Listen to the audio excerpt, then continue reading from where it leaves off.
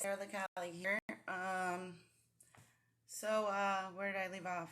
This is where it gets interesting. I graduated mental health court on December 5th. I think either the same day or the next day I started doing meth. Of course, bro. That shit don't work. Don't work. Came up with amazing ideas, intellectual property, wrote it all down. Everyone stole it. I'm sure James stole many ideas. At the same time, I was figuring shit out about him, just embezzling money for my family, or it seemed that way.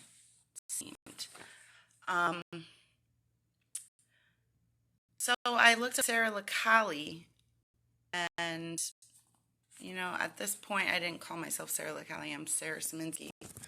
I'm researching into it, and I'm screenshotting all day and night, just staying up for days and days and days on meth. I learned that in the Gospel of Philip. I think it's the Gospel of Philip. Mary Magdalene and Peter, I guess, kind of got in an altercation. Peter was a little bit jealous of Mary Magdalene. He saw Jesus whispering to Mary Magdalene, always talking to her in private and stuff. And he confronts Jesus, and Jesus is followed by many women. Jesus was not married. That was a Catholic thing that came along afterwards. I'll explain that later. He's not married. He was the fucking man, bro. Women followed him around. One of the women was named Shoshana, which is my daughter's name. But Mary Magdalene was the main bitch. He's always whispering to her, telling her things. And Peter, what do you say? He's like, what, why are you always alone with her? She's a woman, blah, blah, blah. Do you like her more than us? And he's like, Jesus said some riddle. I'm not explaining it right, but he's like, do I like you more than her? And something, and it basically sounded like, bro, that's my woman. That's my woman. Get used to it. Well, at Jesus' crucifixion, he was betrayed by his disciples, his 12 disciples. They were scared. They were scared he was crucified. Everyone was fucking against him. And all of his disciples dipped into the crowd. They hid while he was up there bleeding. But the women were right up there under the cross, crying their eyes out with the chalice, blood's dripping into this cup. Women didn't give a fuck. That was their man. And but John didn't dip into the crowd. John didn't dip. He kind of stood a little bit back. And people knew, and I think John was punished awfully afterwards. But afterwards, I heard a lot of, it's not historical fact that Mary Magdalene came up and saw Jesus and the ascension and everything after his death. There's different accounts of it, but it's not a historical fact. I found somewhere online that he was ripped apart by dogs, like wolves. It kind of seems more plausible to me because, why would the king at the time, Caesar? I don't know. Why would the empire give a criminal who they thought was a criminal this big old burial site, this nice burial plot with a stone that rolled and everything? It just seems more plausible that he was ripped apart by dogs. Maybe the Catholics made up when Mary saw him. And but legend goes that I'm just going to add this in there, that Jesus, when he died, he went to hell for 3 days. he went to hell, and he said the ultimate sacrifice has been made. James actually taught me this. The ultimate sacrifice has been made. Those souls that are repentant can come back up with me and come to heaven. And he brought up like a whole fucking army when he came back, a whole spiritual army. I don't know if he came back in the flesh or not, but we all know the story of doubting Thomas. Like, he had to see Jesus put his finger in his own wound to see that he was real. But here, let's get this next. So, the women. Everyone knew the women were for Jesus, especially Mary Magdalene, Jesus' mother, Mary, I think her last name was Salome, and Jesus' mother's sister, another Mary. Like, they were named like Myrtle, Molly, Miriam, like forms of Mary. So we got three Marys, three main bitches, okay? And the king could have been like off with their heads, and I'm sure that was an option. But I read somewhere, and actually I read it in a couple different places, that they had the choice to get on, like, I guess a banana boat and be pushed out into the water with no oars. And that's exactly what happened.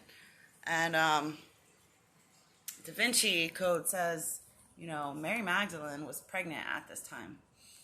So it's Mary Magdalene, Jesus' mother Mary, and Jesus' mother's sister. They're, floating on the water. Who knows, maybe for almost 9 months. No oars. And they land in France. But that's kind of, I feel like part of the story's missing, because Italy's in the way. And later I had this vision that something happened in Italy, like something bad. And, but they got away, or just Mary Magdalene got away. But they landed in France, and they started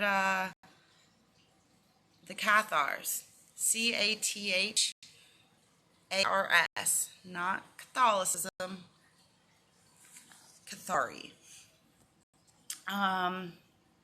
The Cathars were Jesus' original teachings brought to France by Mary Magdalene, and legend has it that that's where Mary Magdalene had the baby, Sarah Lecali. She grew up as Cathar, and women were equal to men. It was kind of hard to distinguish what they believed in, because I found out later that they didn't have a fixed set of laws. Because a fixed set of laws doesn't work. Because what's right in one situation can be totally wrong in the next. You have to judge each individual situation accordingly and do the right thing. They were gypsies. They traveled. They were made up of the Celtic. Irish they were part Irish. They were from India. I'm sure a whole mixture. And Sarah Lecali led them. Now, I say a lot, I'm sorry. So they did tarot cards. They believed in tarot. They believed in reincarnation. A lot of Buddhist principles. It all seemed to come back to Buddhism. But they believed in, I think Jesus was a Druid. They believed in a lot of the things that the Druids believed in. I don't know all of it, but supposedly they were really good people. Well, I'll get back to that. I was looking up Sarah Lecali, things about her, and in France, in a city called Saint-de-la-Marie, France, and I think the Chateau de Montségur is there. They have a festival, a Sarah Lecali festival, every year on May 24th. And I'm like, that's pretty awesome. My birthday's May 20th. My life number is 4. I was the 4th girl, the 4th child. Um, that's pretty cool. So another thing, when I was always very confused up until this point. And I always thought, like, don't worry, Sarah, you're going to figure it all out when you're 33. Then I'm like, what the fuck? That's so fucking conceited. Like, Jesus would die at age 33, so you're going to figure it out when you're 33? Well, when I found out about Sarah LaCallie, I was 33 years old. At this point, I started finding out about Sarah LaCallie. One legend says she rescued some people in the water that were drowning with her dress. And here, I gotta write something down. And I'm like, oh, cool. I was a lifeguard for a long time. I rescued people. And she was a maid in another legend. Oh, yeah. Like, my mom's always been about cleaning. Clean, clean, clean, clean. Like, and I became really dirty, like, because it kind of traumatized me growing up. But, where am I? Yeah. So, just those little synchronicities. But then, found another synchronicity. Sarah LaCallie is the saint that brings all religions, non-religious together. Like, meaning respect your neighbor's beliefs just as much or more than your own. That is literally the way to do it. I mean, if we all believed in the same fucking thing, this world would be a goddamn boring place. We wouldn't get to the bottom of anything. So respect your neighbor's beliefs, respect other people's beliefs, even if you don't believe in it. Agree to disagree. It's about being a big girl or boy, But the Sarah LaCallie Festival invites all religions, all non-religious, just everyone. It's a music festival, just to celebrate being alive and life, love, kids, animals, music. And in Saint-Dié-la-Marie, France, it is a bull town. There is a bull run during that time. And there's bulls all over the city. I'm a Taurus. I was born on the last day of Taurus, May 20th. That makes me the bulliest they come. I am bullheaded. I'll let people walk all over me for a while, but once I get pissed off, like, that's fucking it. Like, I will not stop. I'm a fixed sign. Okay, when I was born, these are the synchronicities I have with Sarah LaCallie. She was at the Sarah LaCallie Festival. There's a statue of her, and people from all over the world bring the sick and suffering's clothing to the Sarah LaCallie Festival, and they drape the clothing on the statue. This is what I read. I don't know if all this is true, but this is what I remember. They drape the clothing on the statue, so this bitch is just covered in clothes, just drowning in clothes. And it's weird because my whole life, like, I haven't been able to live right because I just have too many clothes. It takes me too long to get out the door. I end up not going to the places I need to go, like, every fucking day because I'm just drowning in clothes and folding clothes. Clean, clean, clean, clean, clean. I'm a messy bitch. And the clothes were a serious problem. James called it the pile. He called me the pile. So, she's drowning in clothes, I'm drowning in clothes. 3 months prior to that, I put a face mask on my face, and it was like dark gray, blackish. I thought it was like mud light, and I thought I looked really pretty, so I took a screenshot of it, or I took a picture of myself, a selfie, and I put it on Facebook. Well, at this time, there was a politician that had dressed, a white guy that had dressed up like Aladdin at like a party or something, Halloween party or something. And he wore, he painted his skin dark. And then everyone started, like the media, it was all over the media. Everyone was like, oh, that's racist, that's racist, that's blackface, that's blackface. And my friend Tammy and another guy, I guess a black guy, called me up on three-way, and people were bitching at me on Facebook and like, you're racist for putting that picture up. And I was like, I didn't know anything about this. The guy, the guy wanted to dress like Aladdin. He wouldn't look like Aladdin unless he painted his skin dark. So I didn't know anything about it. I think, yeah, I took the picture down and, apologized. Or did I apologize? I don't know. But Sarah LaCali paints her face dark.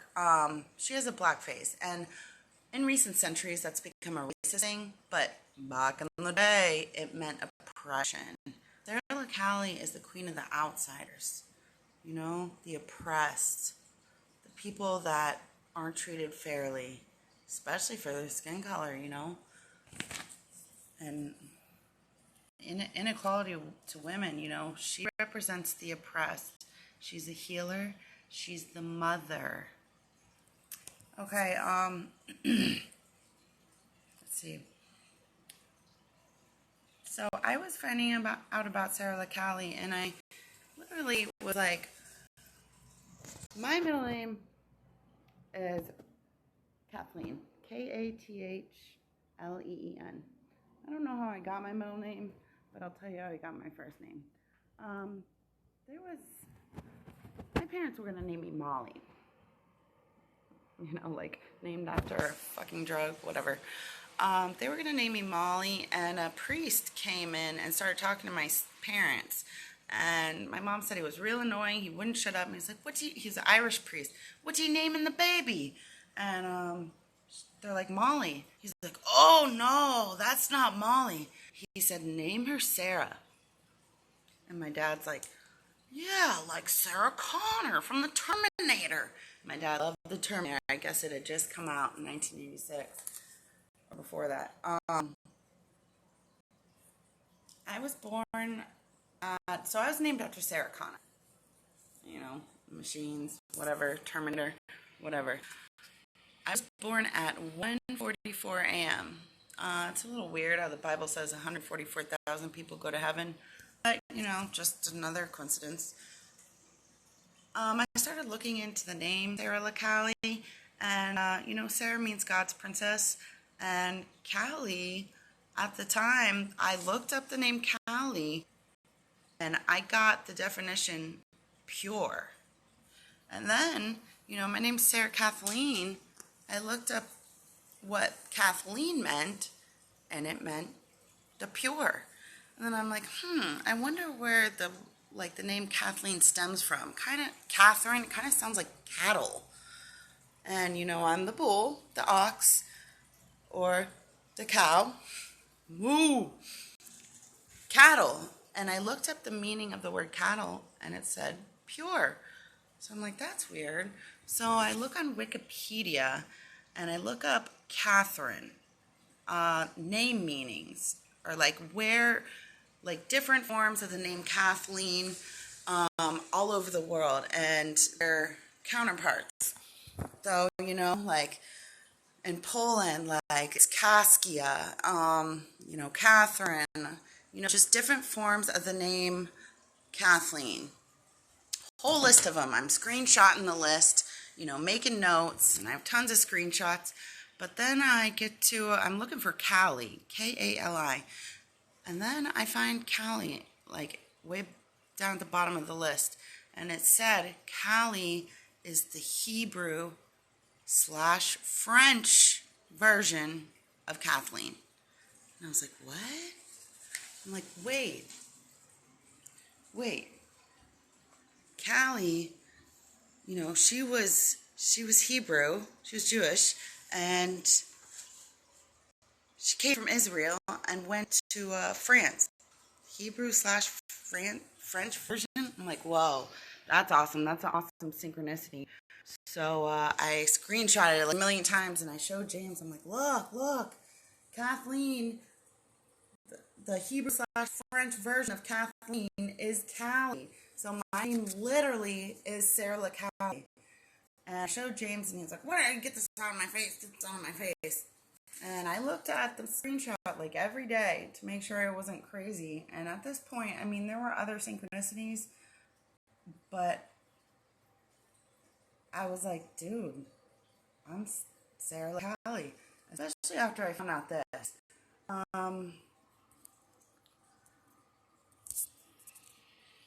in like 1100 AD, the Cathars were fucking awesome, but alongside of them came the Catholics. And the Catholics were like, oh, these Cathars are getting big. And the Catholics decided to take them out. Genocide. Let's fucking kill them. It was called the Albigensian Crusades. And the Catholics were huge in basically, the Catholics killed all these people. And it took them a while, a couple hundred years to kill, but I think the last 200 people were kind of hard to get. But the last guy that they wanted to get was named like something like Beer, like Beer, and his last name started with a B too. And they found him in like some other country, and they tricked him. They told him, "Oh, we found another Cathar, an old lady that, needs the death ritual. Will you come back to France with us and give her the death ritual?" And this guy, Beer or whatever, he was a badass motherfucker. Yeah, he was a criminal and like he was slick, but they tricked him, but he was righteous. He went back to France with them, and what they did was they tricked him and they burnt him at the stake, just like they did all the other ones. They're it's witchy. And supposedly, that's when he shouted out this like profound prophecy. He's like, "Don't worry, we will all us Cathars will be back in exactly 700 years from now, when the willow turns green, and I feel like when the water bearer sheds its water." Okay, that was in 1321. It's now 2021. 700 years. It's the 700-year Cathar prophecy. So, before I found this out, I felt like, I always felt like reincarnation was real, but when I was learning about the Cathars, I just had this, like, gut feeling that I, in a previous life, was a Cathar. And I don't know, it was very, very strong gut feeling. And that's when I found, after that, that's when I found out that there was a prophecy, and it said all of us Cathars will be back, in 2021, this year. At this time when I found it out, I think it was still 2020, in December of 2020.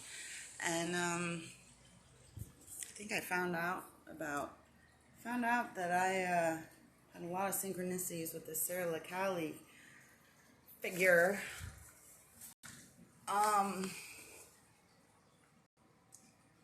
In December, around December 20th, 2020. December 20th, 2020. Well, let me stop the video here.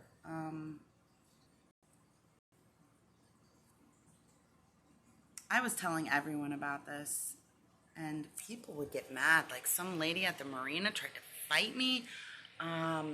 People didn't like it, and my family started to turn against me and think I was crazy, but I just had this, like, faith.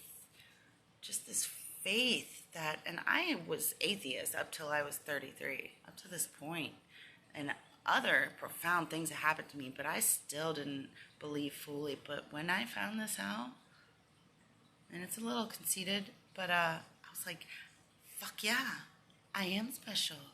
I'm Sarah LaCallie. Maybe I'm supposed to come back and fulfill the prophecy. maybe it's up to me. And boy, was it. That's when it starts to get real fucked up. And I went to hell after this. Hell and back. Next slide, bitch.